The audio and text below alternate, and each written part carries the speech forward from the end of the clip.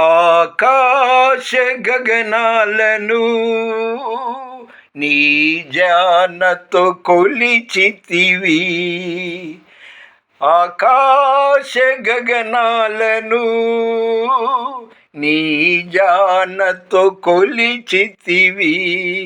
శూన్యములో ఈ భూమిని వ్రేలాడదీసిన నా యేసయ్యా, శూన్యములో ఈ భూమిని వ్రేలాడదీసిన నా యేసయ్యా, నీకే వందనం, నీకే వందనం, నీకే వందనం.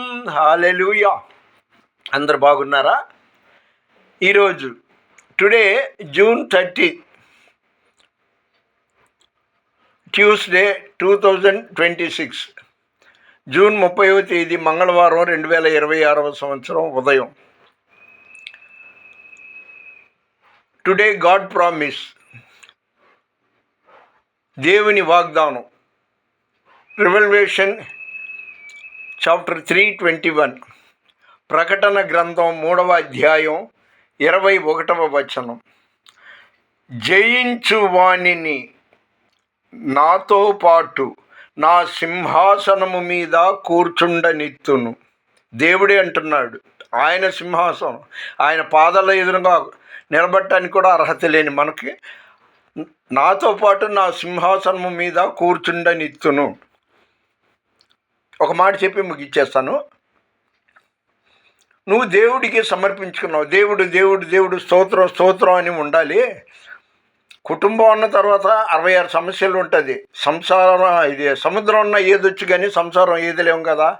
అలాగే నీ కుటుంబంలో మాకు ఈ సమస్య ఉంది, ఏదో బాధలు ఉన్నాను, అవి ఇవి అన్నప్పుడు నువ్వు వాటి గురించి ఆలోచించే టైం పాడు చేసుకో. మాకు దివారాత్రులు నాతో ఉండు, నాలో ఉండు.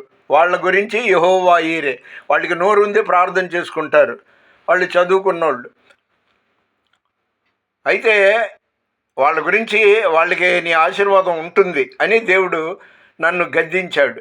అంటే ఎక్కువ ప్రార్థన చెయ్యి. ఒక బిడ్డ నాకు 3 రోజులుగా తలనొప్పి అంటే వాళ్ళకి తెలుసు చికిత్స చేయించుకోవాలని, దేవుడిని ప్రార్థించాలని తెలుసు. అలాంటప్పుడు నీకు వాళ్ళు చెప్పారనుకో, చెప్తే నువ్వు అదే ఆలోచనలో 30% ఆధ్యాత్మికమైన శక్తిని కోల్పోతున్నావు. మన వినికిడిలో దేవుడికి కొన్ని మాటలు దీవించునుగాక. దేవుని పరిచర్యలో మీ రత్నం ఫ్రాన్సిస్. God bless you.